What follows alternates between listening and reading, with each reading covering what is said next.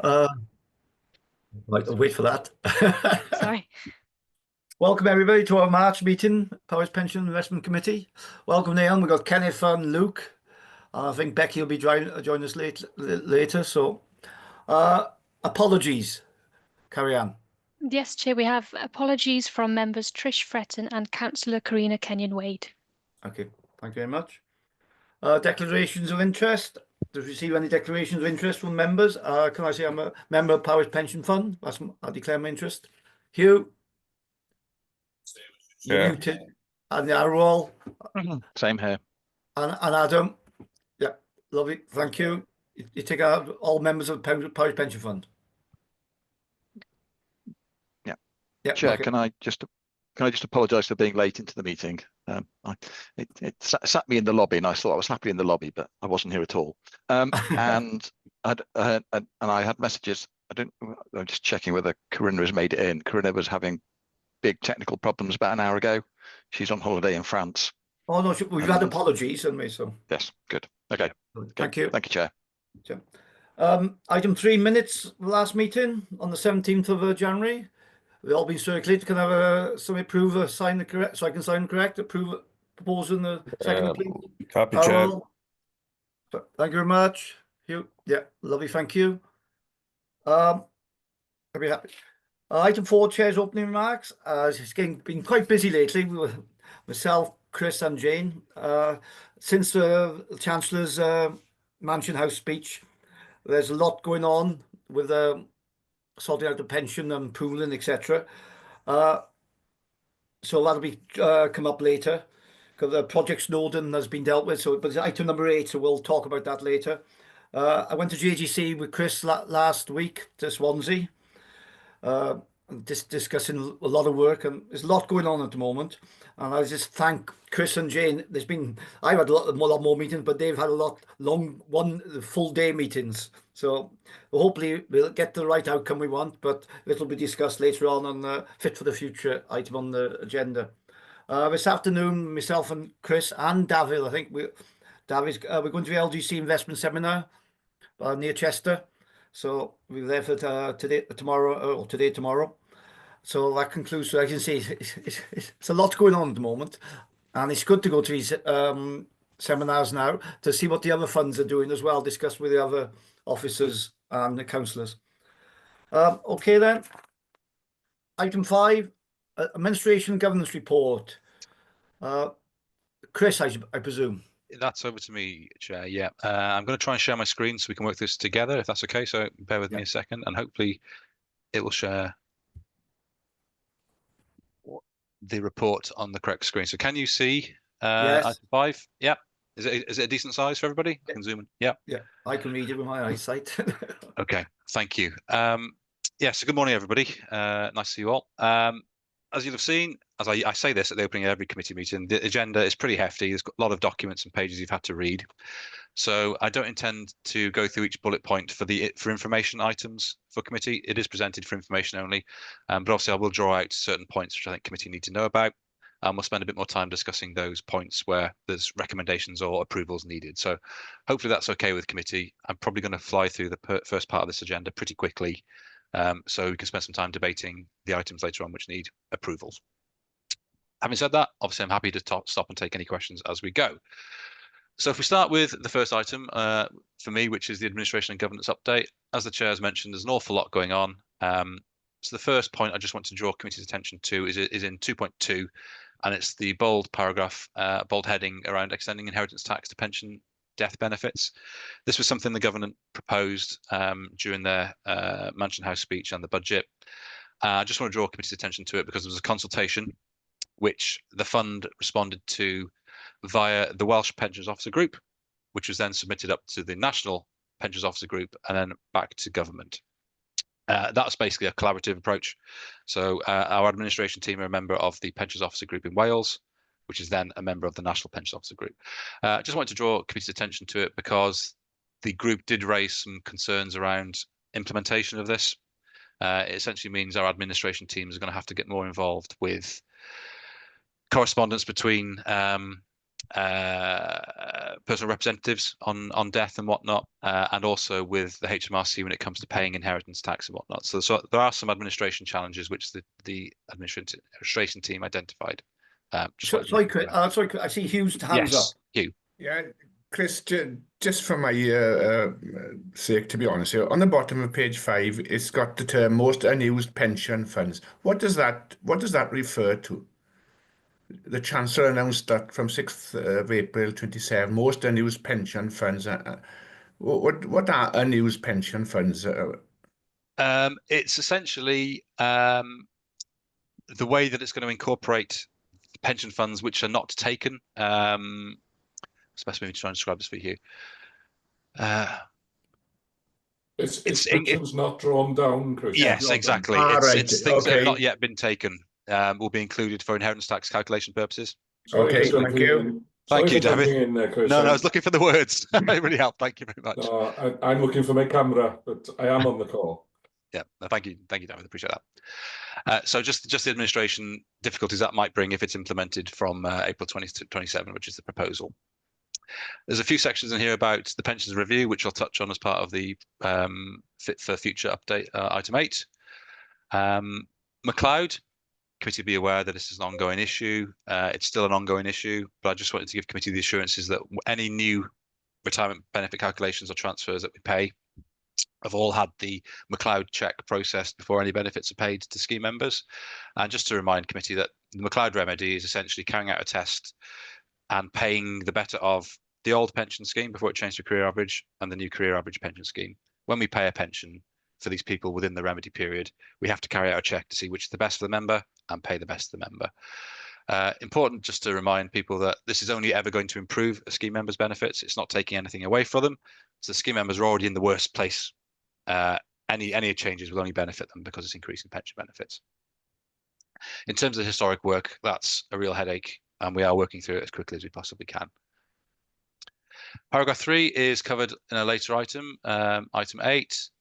3.2, just making you aware there's some updated financial funding strategy statement guidance, which we'll consider when we do the valuation this year. 3.3, there's an updated opinion on the fiduciary duty in the LGPS. There's a link to a very legal document there, so it's just presented for information. We are expecting a simplified version of this document to come from Scheme Advisory Board in the not too distant future. What I suggest is that I bring that to committee and we work through that in a bit more detail when it's available. But it's just to let you know that there's been some legal review of fiduciary duty and the link is there for you.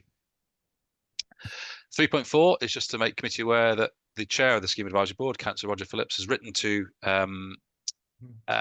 chief financial officers and chairs of pension committees, just asking them to consider resourcing within pension funds at the minute, as we have done locally. Obviously, we've spent quite a bit of time talking about resourcing and whatnot. It's a national issue. It isn't just a Powys Fund specific issue when it comes to pension resource. There's a link to the letter that he's actually sent there, basically saying, please make sure you've got the appropriate resource in place to run the scheme in accordance with the expectations and the regulations. David, I can see your hands up. Yeah, thanks, Chris. With that letter in 3.4, that's specific then to all local authorities, presumably. But does it actually give any guidance as to what type of model we should be looking for as far as resource investment's concerned? No, you're right. It's a letter that's gone to the administering authorities, so those that run pension funds like Powys, for example. But no, it doesn't give any specific guidance or any proposed structures. I think they're leaving that to local discretion as to what you think you need to be able to run the fund in accordance with the regulations. Which is basically the exercise that we did some time ago then. Yeah. Absolutely. Last summer we had an in-depth review. So yes, we've done it. Yeah. Okay. Thanks. But I guess it just provides assurance that whilst we've done it, we're not the only ones experience these pain points when it comes to resource as well. So okay, thanks. Okay, thanks. 3.5 is just identifying that the Scheme Advisory Board have produced an annual review document for the first time, and the hyperlinks available there for you with some information about what they do and what they're expected to do over short term future. Pension dashboard, light touch, just to give you the assurances that we've carried out some data testing ahead of having to integrate with the ecosystem in October this year, and the initial results of our data testing were really good, really low numbers of data errors. So we're in a good place when it comes to the data. So I'm confident that we're on track to hit the October expectations around integrating into the ecosystem. Just information. Paragraph 5 is just for information around what the TPR is up to, the pension regulator is up to. Some hyperlinks in there for you. Not going to go through them in any detail. We do need to spend a little bit of time on item 6, though, which is the risk register. And the reason for that is because at the pension board meeting on the 13th of February, they did a deep dive into the governance pillar of the risk register, and they made some recommendations and some suggested tweaks to some wording and items. So if I come on, I'll come back onto 5, 6, and 16, which are the first 2 paragraphs there, and just let committee know that we discussed Govern 3, which is primarily around cybersecurity and cyber risk. And committee be aware we had a training session on cybersecurity and cyber risk not that long ago. So it's proposed that I revisit this risk once I've been able to produce a cyber risk policy for the fund. It makes sense to try and incorporate all the risk and whatnot as part of the same process. So later on in the year, we'll produce this cyber security policy for the fund and not be reliant on the councils. At that point, I'll revisit the cybersecurity risk to make sure it's appropriate and relevant. And Govern 12 is around employer risk, and it was decided that we should probably revisit that one after you receive the presentation. I think it's item 11 later on, employer risk. We can revisit that risk once you've had some up-to-date information. So Govern 5 and 6 are very, very similar amendments to some wording. I'll scroll down to the risk register now. So if we keep in mind 5, 6, and 16 are the recommendations that the board make, that we make adjustments to. So if I scroll down to Govern 5 first, this is the administration risk. So Govern 5, let me zoom in a little bit, so I realize that text is probably quite small. This is talking about employer risk. So we've just updated the wording on the right-hand side here to just reflect that there's different risk measurement processes in place for employers that cease and employers that are active within the scheme. So what happens is when an employer leaves the fund, the actuary will carry out an exit valuation, and within that, it'll determine whether there's a surplus or a deficit that's due to the employer or from the employer. But that's really out of the fund's control. That can only happen at the point of exit of the employer, and who knows when that might be. So at that point in time, the actuary will do a calculation. But what this risk didn't do, or this mitigation didn't do, it didn't express that we have different risk measurement processes in place for active employers as well. So those who are currently in the scheme, we do have quite a bit of risk sharing in place in terms of having bonds in place. And for some of the smaller employers that used to be employees of the county council, we have a risk sharing management in place as well. So it's just identifying that there's 2 different approaches when it comes to a cessation of an employer and an active employer. So it's just asking committee to approve some updated wording in respect of that risk management for 5, and very, very similar in 6 as well. This paragraph here is essentially word for word copied across. So it's just making committee aware that we have these different risk management in place, but also anybody who reads the risk register being aware of these different approaches. So that's fine. If you're happy to approve them as we go, that's fine. Yeah, that's fine. They're both exactly the same update in terms of wording, essentially. Are you happy to approve, members? Yes, Chair. Chris, do we actively scrutinise what goes on in the other employers within the scheme? Well, that's part of what we're going to do with the later item, Hugh, actually. I know. I'll leave it till afterwards then. Sorry. Yeah, that's fine. We'll pick up the risk management we have as part of that item, if that's okay. Yeah, it is mentioned. Thank you. Yeah, no problem. So you're happy to approve 5 and 6, is it, Chris? Yes, please. Yeah. Errol, Hugh, thank you. Everybody Happy to happy? approve. Yeah. Thank you very much. Lovely. Thank you. Thank you very much. And the next one was 16, if I remember rightly. So if I just scroll down to Govern 16. Obviously, if the pension board chair wants to add anything as we go through, then please do, David. Obviously, I can't see you on screen, so please just shout out if that's okay. So Govern 16 was essentially looking at the risk around us being able to pay pension benefits for whatever reason. So should we have a loss of staff, or should we have a loss of systems and whatnot? It was previously scored a 6 in terms of residual score. So the proposal was to move it down to 4 from 6. We identify that the inherent risk is still the same. It is quite a significant risk. If we don't pay pension benefits, that's what we're here for ultimately. That's a really high risk. But we have got some quite strong mitigations in place around business continuity plans. We had the discussion at the pension board meeting with the professional lead for employment services, Graham Evans, and he provided some assurances around they've got plan A, B, and C when it comes to should the payroll system not be available, how do they make payments that are expected to our pensioners. So we received some assurances from that respect, business continuity plans. I've since gone to our pension administration software provider to get some assurances from them, what happens if their system goes down and whatnot. So we do carry out an annual exercise when it comes to mitigation around payment of pension benefits. So having had the discussion, board, I think we're quite comfortable that there's quite a lot of mitigation around making the payments on time and when we need to pay them. So they felt the score could actually come down from a 6 to a 4. So that was the thinking behind that one. I don't know whether, David, you've got anything you wanted to add to that at all, but that's ultimately the outcome of that discussion and what we're seeking approval for today. Thanks, Chris. I think all the amendments you've made reflect what we suggested in the board meeting, and yeah, on the previous one, it was yeah, the differentiation between employers on cessation, which their liabilities are on bond deals at that point, but in terms of contribution rates, it's an ongoing thing. It's more of a risk-based measure, and as you said, we'll discuss that later on in terms of employer covenants.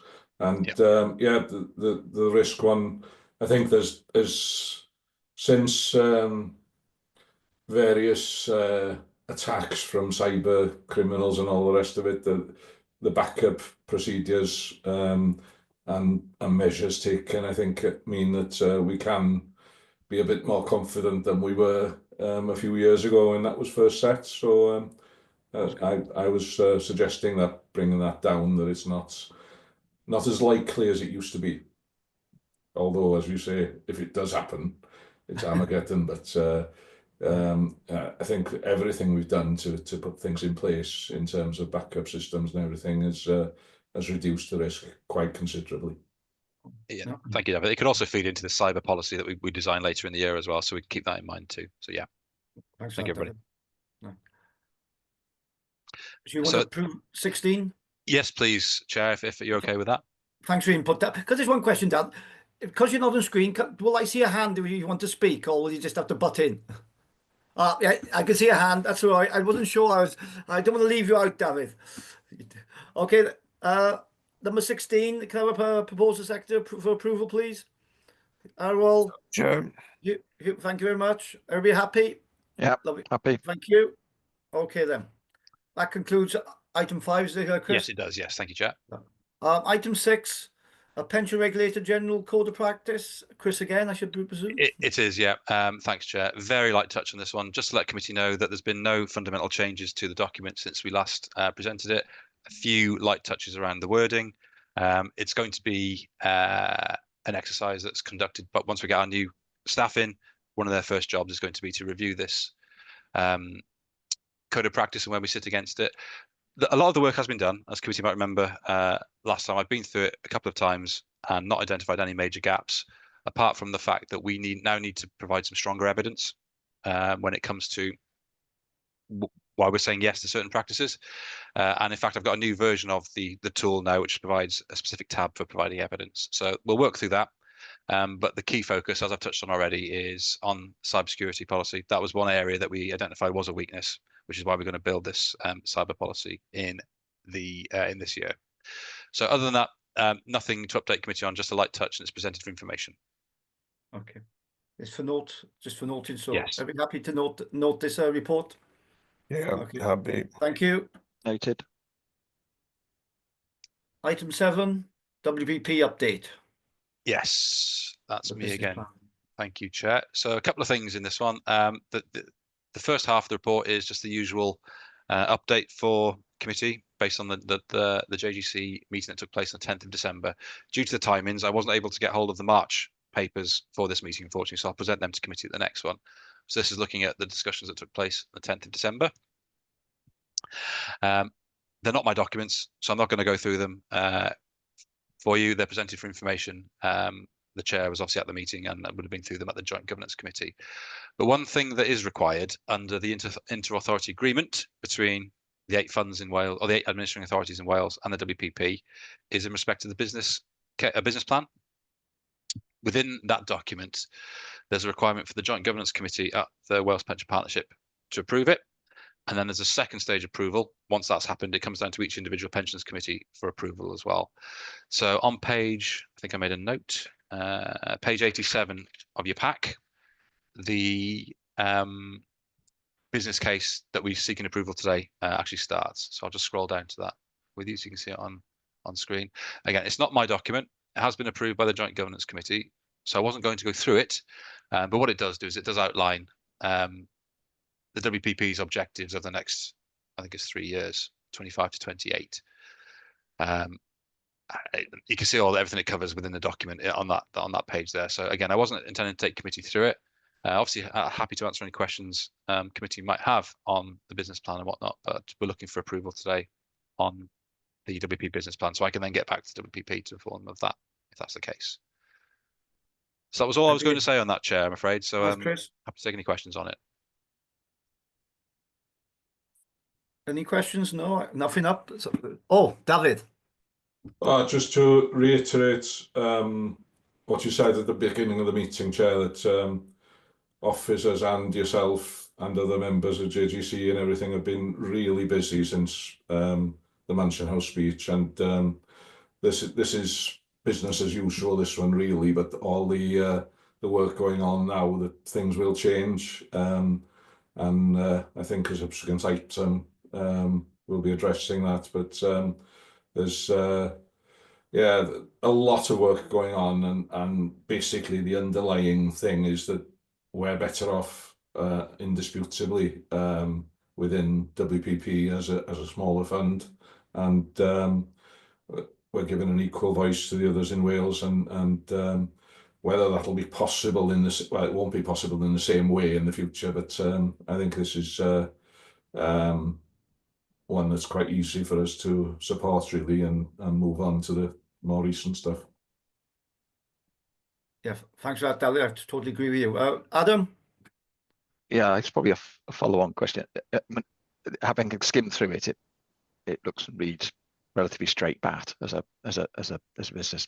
So, but I suppose my question is going to be: does this get superseded subject to the outcome of Project Snowdon, etc.? Are we signing this off now and then we're back having a complete rethink subject to what decisions get made in the next few weeks? Well, I think they do both parallel. I think this is the intention. So the fact that we're having to go through Project Snowdon to build this new company, I don't think that changes the focus of what the WPP wants to do, and that's what this document is trying to capture. They do still intend to make all this happen, whilst the other build bit is happening in the background. So you will see a revised version of the business case at some point, but I don't know when that'll be. So it isn't the intention to immediately bring something new to approve in the short term. But yes, to answer your question, I think this supports what the WPP are going to do over the next few years. So yeah. Yep. Okay. Thank you. Thanks, Adam. No more questions? Just an observation, Chair, that the training on Monday was very useful, and it helped in interpreting things here as well, meaning that, that it's running in parallel with what you're doing here, Chris, but Monday's training was useful. Oh, good. Thank you. I'll feed that back as well. Thanks. Brilliant. Thanks. Sorry I couldn't join you. I've had a lot of updates of what's going on, but thanks to those that went to the training on Monday. I couldn't make it, but no, I heard it went very well, and good updates.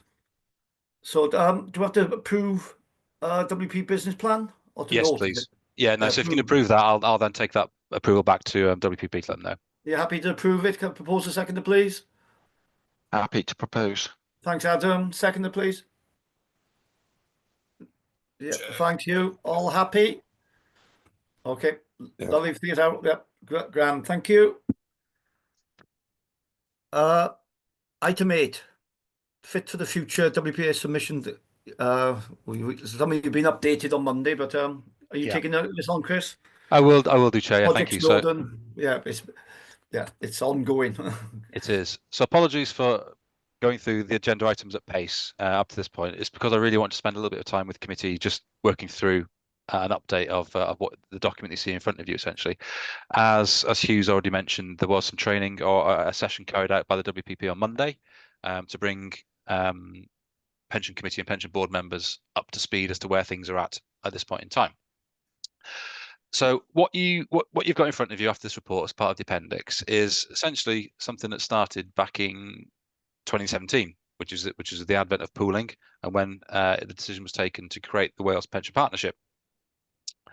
As you know, a collaboration between the 8 funds in Wales and held together by this inter-authority agreement we all have with WPP to make it all work. The model WPP chose back in 2017 was slightly out of line with some of the other pools, in as far as some of the pools decided to build their own investment management company, an FCA regulated entity, and take that approach to pooling. The WPP and a couple of others took a slightly different approach, which was to rent in an operator. At that time, it was Link Fund Solutions, has now become Waystone, to essentially run the pool on behalf of the 8 funds in Wales, so an operator-based approach. It's been quite successful, and some of those successes have been outlined on page 108 of the pack. The list is bullet points, so I'll just go through a few now. So those bullet points you see there in front of you are some of the successes. So we've across Wales pooled around 70% of the assets so far. Got a robust governance and very collaborative way of working. We couldn't run it if we didn't work so closely together. We've delivered fee savings of approximately £40 million. Got some dedicated investment vehicles for WPP investors. Responsible investment policies, stewardship engagement policies, risk management frameworks. All these bullet points you see in front of you are the successes that we've seen since 2017. And the WPP and us as investors in it should be commended for getting us up to where we are. Actually, it's been a lot of hard work and a lot of positive progress. What the government did as part of their Mansion House proposal or speech on the 14th of November was essentially put the WPP, or ask the WPP to make a stark choice, and that was merge with another pool or do something different to try and retain your sovereignty as Wales. And they did give us that option within paragraph 62 of the consultation. It identified that Wales was different and was doing something different. So make your case for continuing to do that, or the other option is you merge with another pool. So what you see in front of you is essentially a business case to government as to why we think it's a sensible approach or the right approach for Wales to build an investment management company like a lot of the other pools already have in place. So it's taken a lot of work, a lot of meetings, a lot of time to produce this document, which hopefully you'll think is pretty comprehensive as we quickly scroll through it. So the business case is making a case to the government for building an investment management company, an IMCO, to develop on the successes that we've had at WPP to date. So as I say, we officers, members help put this business case together with support from the WPP's third-party partners like Hymans and Burgess Salmon as the legal advisors, etc.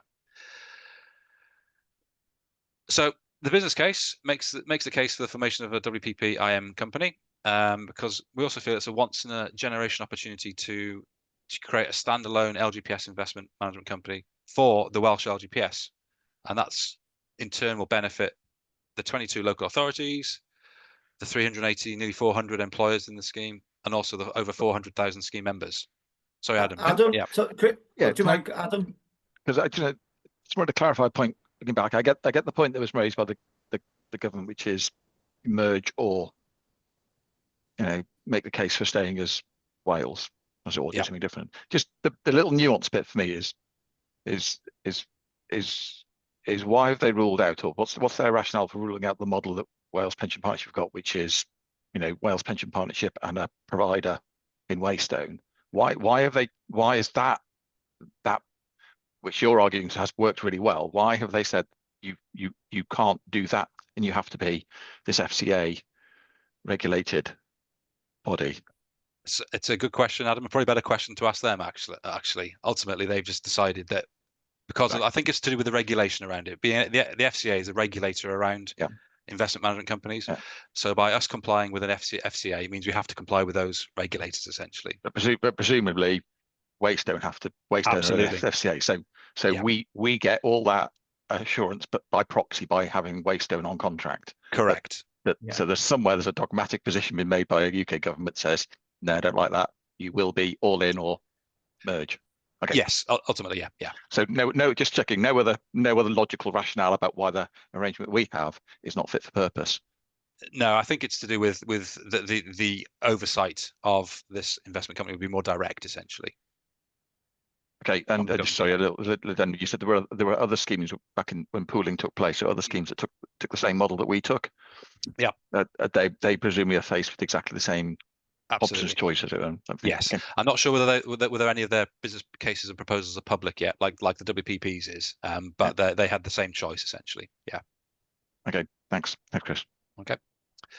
And the timeline's quite tight on all this, Adam, because we have to put the No, business case up and down by the end of March. it was just a little bit of backcasting before we crack on, but thanks. Yeah, no problem. Yeah. So ultimately, what the government said as part of these proposals was they set out a few conditions which we might touch on as we go through it. One of them was to get everything under pool management by 31st of March 2026, 12 months away essentially. So the fact we've got 70% already in the pool or under pool management or pool control, call it what you will. We've got that last 30% to try and get over the line, which is going to be the challenge of the next 12 months. As about how we do that, but that is possible, and we built a work stream to look at how that might happen, and I'll come on to that in a second. So yeah, ultimately we see this as a potentially it is an opportunity, if you look at it the right way, to build this financial entity within Wales, which looks after billions of pounds for 400,000 scheme members, nearly 400 employers, and 22 local authorities. So this wasn't there before. So this is an opportunity which I think we can probably see that there are benefits to doing. It could build a financial institution in Cardiff, South Wales, North Wales, don't know. But there's an opportunity there for there to be local ownership of the LGPS in Wales, which has got to be seen as a benefit, I think.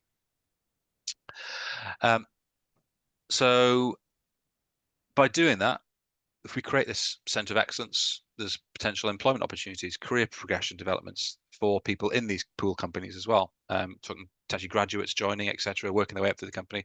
Lots of opportunity for employment and growth within Wales.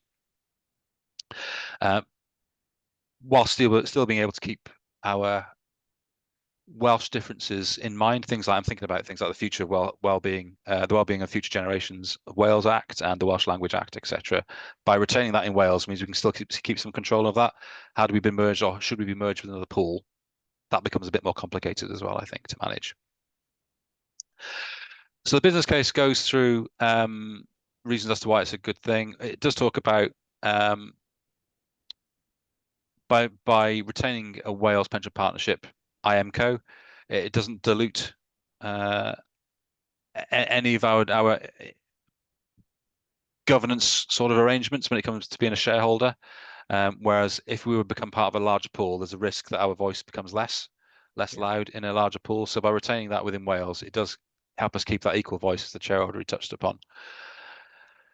And they did look at, because it would be wrong just to say, well, we're going to do this and we're not even going to consider the other options. The other options, i.e. merging, was considered.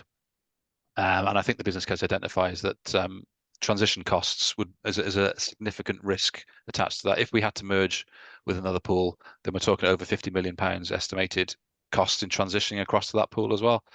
So not insignificant amounts as to why we think it's the right thing to do. Adam? Yeah, thanks, Chris. Yeah, no, thank you. So just on that that point, because we're broadly following the logic of why we're doing what we're doing. But obviously there was a clear sort of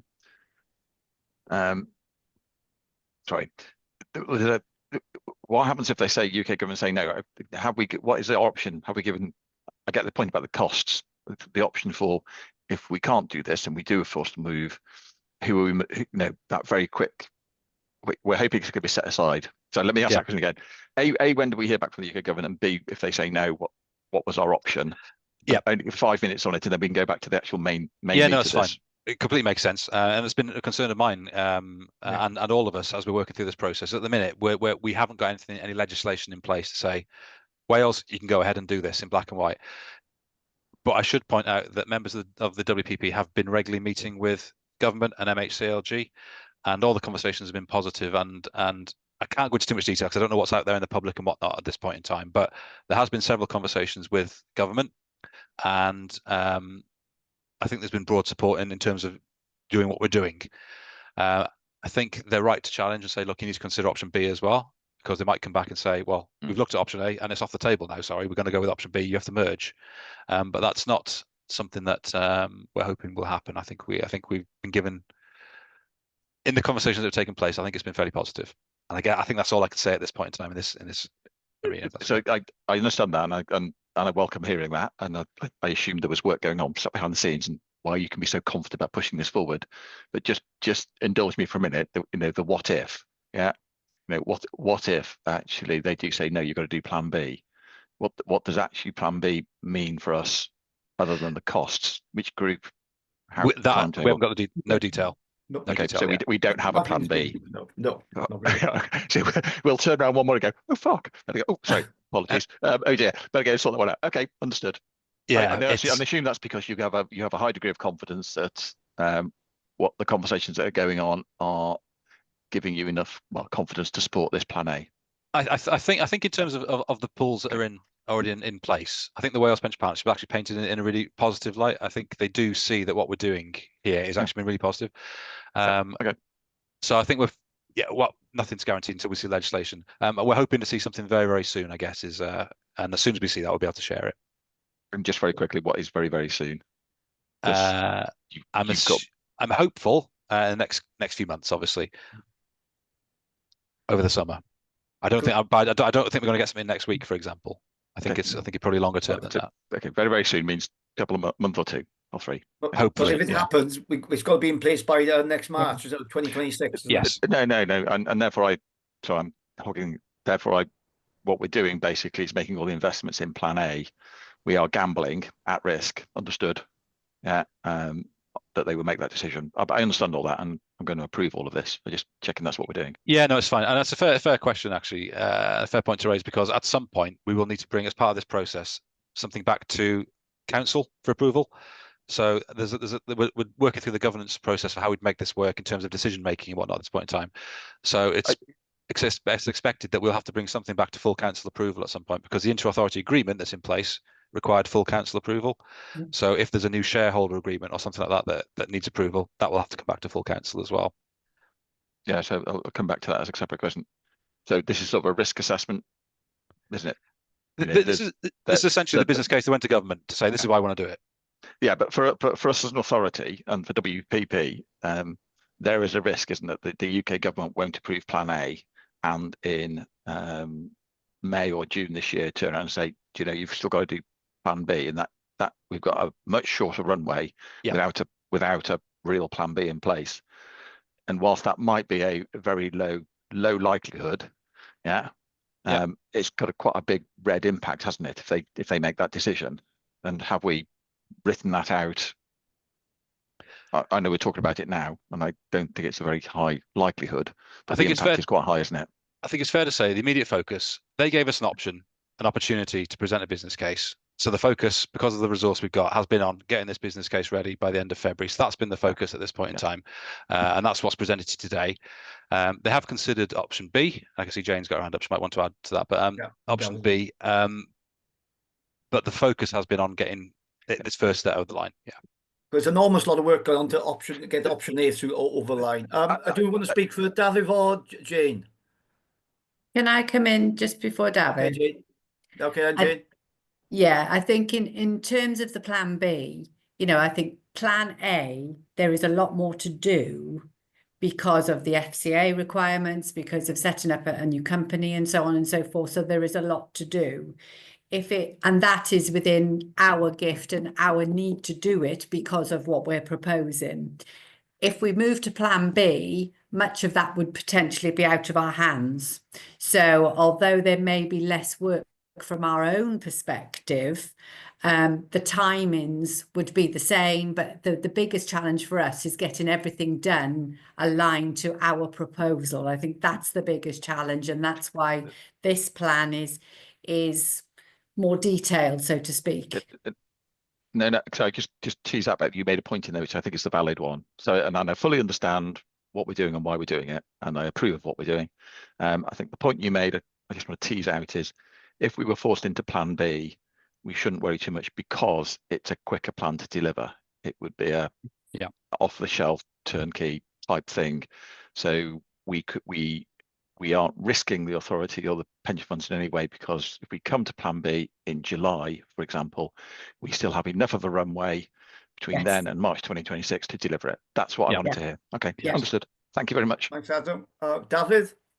Yeah, Jane has covered most of what I wanted to say, but I think if we're all in Plan A in terms of our gambling chips, but if we're told by the government that won't fly, you know, it's a new conversation then, and potentially a new timescale as well, because all of the LGPS pools are all working to this very tight timescale for a year from now, and for Wales funds to merge with another one, and I would be reasonably confident that they would put that on a second timescale, and we wouldn't, you know, if we're prevented from doing our selected way forward, it's a conversation as to which way we go, and the timescale for doing it as well. It's not, you know, they'll be telling us we can't do something, so they'll have to help us which way we're going to go. Okay, thank you, David. A very valid second point. Thank you. Okay, Chris, we'll talk to you. Yep. Okay. Thank you very much. I've just scrolled down just to show what the new operating model to deliver the government's expectation. So on top of page 118, this is the proposed operating model and how we're going to deliver, or how WPP would deliver the government's expectations. There are some similarities between what the WPP currently does, as in they're able to take over company providers such as Waystone and Russell Investments to help us deliver this on day one, which is going to speed the process up as well. In terms of governance, at the minute, obviously we have the Joint Governance Committee, of which our chair of our committee sits on the Joint Governance Committee and represents the Powers Fund. Under the new proposal, the Administrative Authority will be a shareholder within the investment company, so we retain ownership via that sort of process. So there'd be a need for us to draw up an appropriate shareholder agreement and whatnot, and we're working through what that might look like as we speak. So in terms of making this happen and getting it up to this stage, the WPP have set up a working group called Project Snowden, and within that project, it's made up of senior officers from the pension funds. So Jane, as Section 151 officer, represents Powys, and I'm on it as well, obviously, and Dan also helps on some of the work streams. So we have an overall steering group, which meets very regularly, which is made up of the Section 151 officers. But underneath that steering group, we've built 5 work streams as well, which looking at things like the FCA application, how we actually build the model, what do we do with the legacy assets, and I sit on the governance and stakeholder engagement work stream as well. So we have many voices from the Powers Fund into this process, and we are heavily involved within the process as well. We expect that the JGC members will have a role in the shareholder board, and we'll flesh out how that will work as time goes on. So when the time is right, we'll present that to you. The business case does also look at the day one personnel that will be needed to run this. Just need to find the right page. Here we are. So this is the organisation chart. So 4.5 at the top of page 123 is the organisation chart that we expect to be in place to deliver this. You see the CEO, obviously, Chief Executive Officer, and then below that there's various senior officers that will help run this. This is needed, and those roles at the top are needed as part of the FCA submission. So we need to have these in place when the FCA, at least named, when the FCA submission goes in later on in the year. So work's ongoing at the minute about how we make that happen and what process and governance processes we need to go through to make that happen.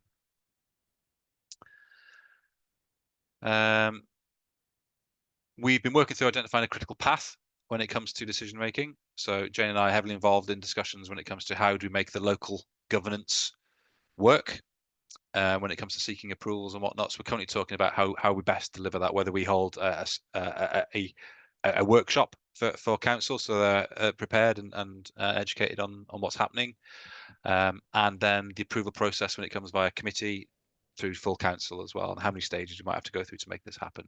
So all this is still being discussed with legal advisors and colleagues around Wales. So it's quite a big change in terms of how the relationship works, but we do believe it's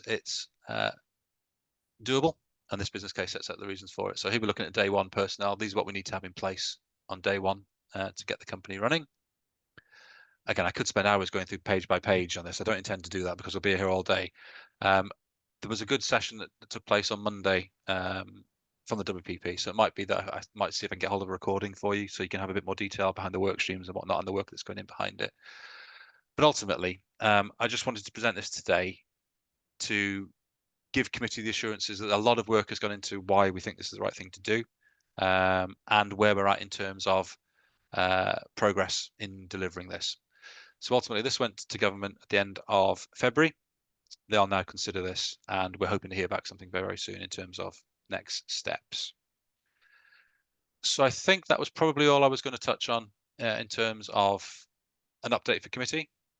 I don't know whether there's anything that Jane might want to add as section 1 for 1, or Peter as chair, or even David as chair of the board. There's been regular engagement throughout with the JGC and the pension board chairs as well.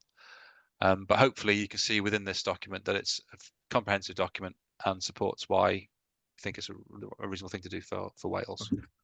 Hugh? Yes, thank you, Chair. Chris, what struck me on Monday was the amount of work that you as officers having to undertake, and it's in addition to your day job. But there is an enthusiasm that I felt there. I think, oh, you're going to put me, you're working your socks off. But you know, I think it's an exciting thing in some ways for officers and what have you across Wales, and I felt that coming across. Now that is a very sort of emotional comment on a huge sort of job here, like. But there is a lot of good feeling going on, I think, and I think Plan A is going to happen. Thank you. Thank you. I totally agree. I've said a long time. This is a very exciting project, but just fair play to Dan, Chris, and Jane. As a JTC member, I've had a lot of extra meetings, but they've had a lot of long days at it. You know, we're not coming out to meetings till 6:30 at night, etc. And yeah, I just thank them all. I've always said Powys is the baby of the WPP, but we've got the equal say, and we'll keep our identity by going down this line. And I'm very excited. And the future, if we get this over the line, is fantastic for us. I can't remember. I think David next. Thank you, Chair. Chris, I'm just looking at page 128 with 5.6 reference to costs. I don't know if I'm reading this right, but they're talking about additional annual running costs for the new operating model. Yeah. And they're saying that the net additional costs of the new model could be 5 to 5.5 million. That's correct. Yeah, this is ultimately going to cost us more to run than the existing model. It's just the nature of it, unfortunately. Yeah, but I think that the business case goes out to make that it's felt that that's actually a price worth paying to be able to retain all the positives that we talked about earlier on: Welsh ownership, financial centre of financial excellence in Wales and whatnot. But there is no hiding from the fact that this will cost more to deliver. Yes. It seems a bit of a contradiction in terms on the government's part, minds. You know, if they want additional investment and then you got £5 million of additional costs. I wasn't aware of that, but that seems nonsense to me. But there we are. There we go. I think they're hoping to see these savings made through economies of scale. I know we've already seen some of those at the WPP, especially at Powys, because of the fee savings we've been able to make. But I think the view is that through economies of scale and whatnot, we should be able to drive down fees. Yeah. Things like investment, consultancy costs, for example. Under the proposal, there's a difference in the way that those consultancy services are delivered to funds, i.e. the advice is expected to come from the pools. There'll still be some opportunity to retain local scrutiny and whatnot via your own local consultants, but they are hoping to try and recoup some of those costs via other channels, I think. But yes, you're right. Totally noted. Okay. Yeah. Thanks. David. Jane?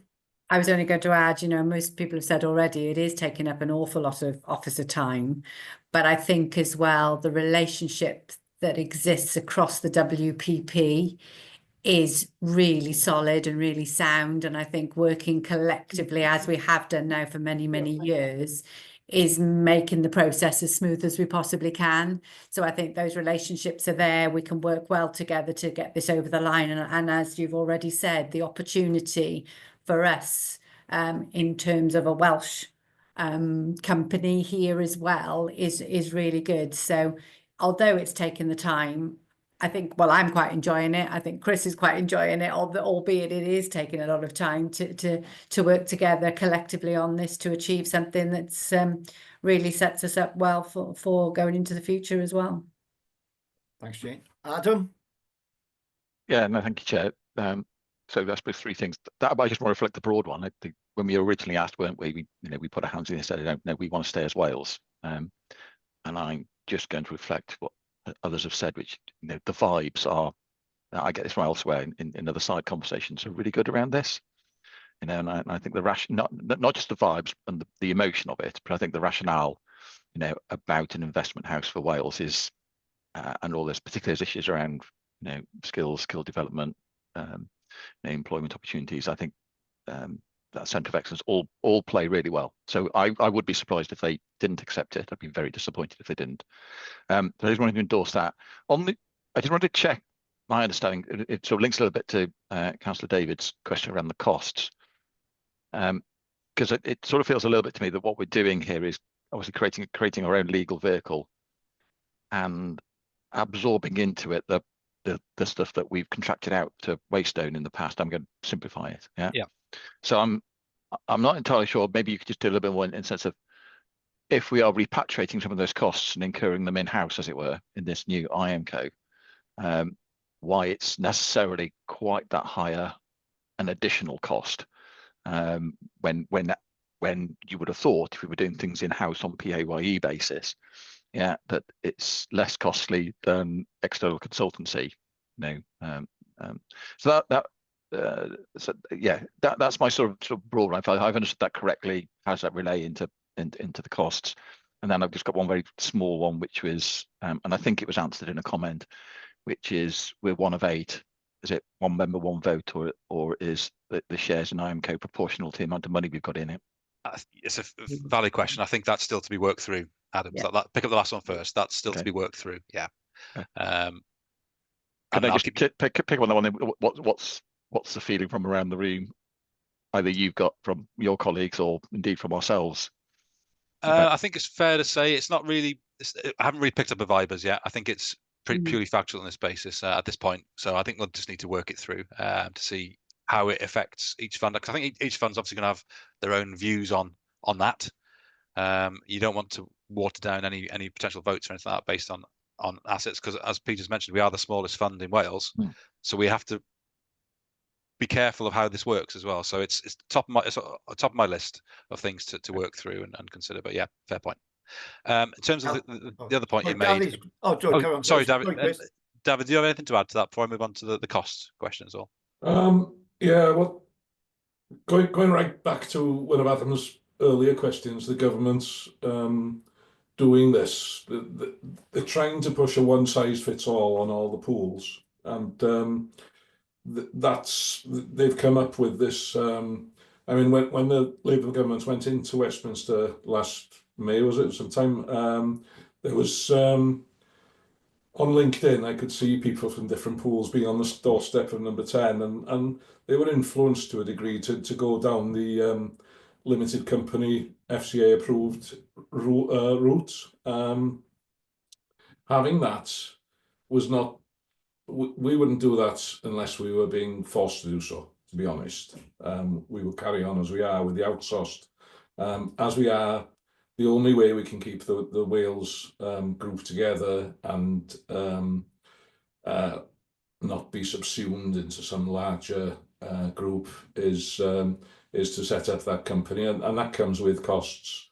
We outsourced it originally because there were economies of scale to be had from that outsourcing. So it's unavoidable if there are some additional costs, I think.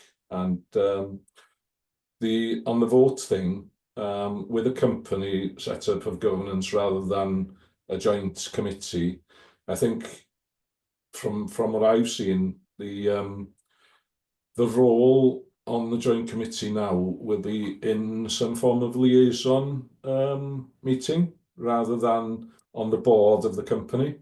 So I don't think it's legally and legislatively possible to have just one authority, one vote on the board of the company. That will be separated to run the company, whereas to influence the investment sub funds, which they will provide for LGPS funds, that will be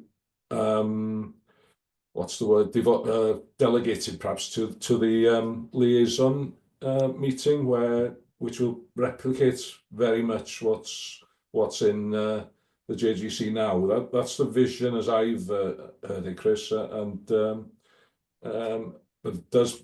The fact that we're creating company does mean that we're separating those two roles. Thanks. Yeah, that's correct. But that's the detail of that will be worked through as we work through the process. You're right, David. Yeah. Adam? Well, I need to say, I think this is a really important point. Yeah. And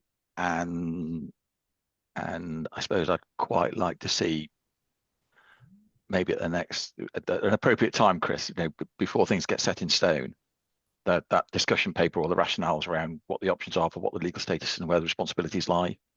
I think particularly for us as Powys, as the smallest fund, I think we've got to be very careful, but we've got to be very on it, as I'm sure you are. So yeah, at the right time, even if it's of a bespoke pension investment committee, I think that's one of the really key decisions, governance, and before it becomes two.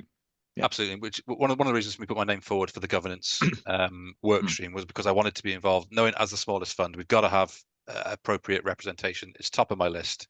Jane and I shared some messages about it yesterday as well. So yeah, just want to try and give committee some assurances that I'm all over it. Yeah. Chris? So that was it, Chair, from me. Hopefully that's been a useful item for committee to see where we're at, and they've got the document to be able to refer to at a later date as well now. So yeah, thank you very much. You can see there's a lot going on, and and I agree with you, Adam. The governance and our position of it at Powys as a fund is very important. Is your hand up to say something else, Adam, or not? Yeah, no. I just it's just a quick sketch out of the timeline. And particularly, at what point do you think it comes back to us as an authority for sign off? What does the first cut of that look like? How do it will change? I think we're working through the detail. Like some authorities meet monthly, some meet bi-monthly, and whether it's a one-stage process, so whether we bring everything, try and get it all signed off in one hit, or whether we do it over a staged approach, might mean two different committee meetings. I think there's a council meeting in May and July. I think off the top of my head. I think it's probably more likely it's going to be the July meeting. I think, but I don't know. It depends how quickly things move over the next few weeks, I guess. But I think I just wanted to mention that we are looking to try and build a communication for councillors as well, so that those who aren't involved in this on a day-to-day basis are as close to it as you are. Is that when they have to make a decision on this, that they're informed as well. So there'll be some evidence or a pack of some sort presented to council via a method, whether it's a workshop or something like that in the not too distant future as well. So to answer your question, I can't directly answer it. I don't know, but as soon as possible. I guess that's about as best I can give. Yeah. So I suppose a quick follow-up if I may, Chair, which is because the implication in the papers you've shared is this requires full council sign-off. Is that full council sign-off as a normal majority or a super majority? That's a governance question, isn't it? Yeah, I don't know. The last inter-authority agreement was signed off by council. I don't know what process was used then. It's probably the same, but I don't know. Clyde Pinney, our monitoring office, working very closely with WPP. We're very lucky then. We've got a big input through our monitoring officer, Clyde Pinney. So all I would perhaps ask is that we as a committee get, when you've got that first cut of what the process and timeline looks like, that we can be shared with that. Absolutely. So we understand what, because I think we've all got a part to play, haven't we, in terms of getting this over the line. I don't perceive a kickback from the broad membership of council. Yeah, but obviously, because I think this is actually quite a good news story. But if we can see the process, that'd be really good. Absolutely agree. And the work stream that Jane and I are both on actually is the governance and stakeholder engagement. Stakeholder engagement includes cabinet, committees, and councils. So yep, we'll get it to you as soon as we can. Yeah, but I quite agree. We need to brief the rest of the council to bring them up before they goes to committee, the chamber. Because the chamber, I'll say, it can be a funny place sometimes. Okay, then. Thank you, Chris. It's just a note now. Yeah. So, thank you very much. Item 9, training needs analysis. Yes, that's me again, Chair. Very, very quick item, this one. It's just to say it's that time of year again where I need committee to complete a training needs analysis document, please. This year, I'm going to try and work to try and complete it online to try and support the Sustainable Powys thing, not sending documents back and forward via email and whatnot. So I've done a first draft of the online form, which the Pension Board Chair has very kindly worked through and provided some feedback. So I just need to finish that off, but it'll be an online form this year. Please can you complete it when it comes through so I can build an appropriate training plan. Okay. Thank you very much. So it's to note. It's just a note. And Yeah, keep to an eye out note for the and, email from me. and complete the form when you receive it. Yeah, please. Yeah. Okay, are we happy? Thank you. Right, item 10, exclude the press or public exempt items, confidential session. Carry on. Hello, Chair. Yes, could we just provide a reasoning to the public just to explain why these items be confidential? Do you want me to read the exempt item part Yes, out? please. And then we'll need a Monitoring proposer sorry. and seconder. Oh, do I have a proposal second to go into confidential session, please? I'm trying to look at the. Can I hands up, please? To proposer. Can you just read the rationale? Okay. The monitor officer has determined that category 3 of the access to information procedure rules applies to the following items. His view on the public interest test have taken into account of the provisions of Rule 14.8 of the Council's access to information rules. Was that to make this information public would disclose information relating to the financial or business affairs of any particular person, including authority holding that information. These factors, in his view, outweigh the public interest in disclosing information. Members are asked to consider these factors when determining the public interest test, which they must decide when considering excluding the public from this part of the meeting. So it's important. Thank you, Peter. Are we happy with that? Propose a seconder. Adam, happy to propose? Happy to propose. The seconder, please. I'm just looking now. Everybody's disappeared. Where's Hugh and Errol? Hugh. Is Errol still? Hughes, put his hand in the air. Okay. Oh, I haven't got him on. I'm restricted. I've only got 5 faces on the screen. I think that's one big one of you, Adam. So, okay. Thank you very much. Everybody happy? We'll go into confidential session. Sorry, Item 11, Chair. employer risk review. Oh, sorry. Are we? Sorry, Chair, we're not confidential. I just want to check who was the seconder. Sorry for that. Hugh. Hugh, thank That's you. with you, Okay, William. I'll just move us into confidential. I'll let you know when we're in Okay, thank confidential you. session.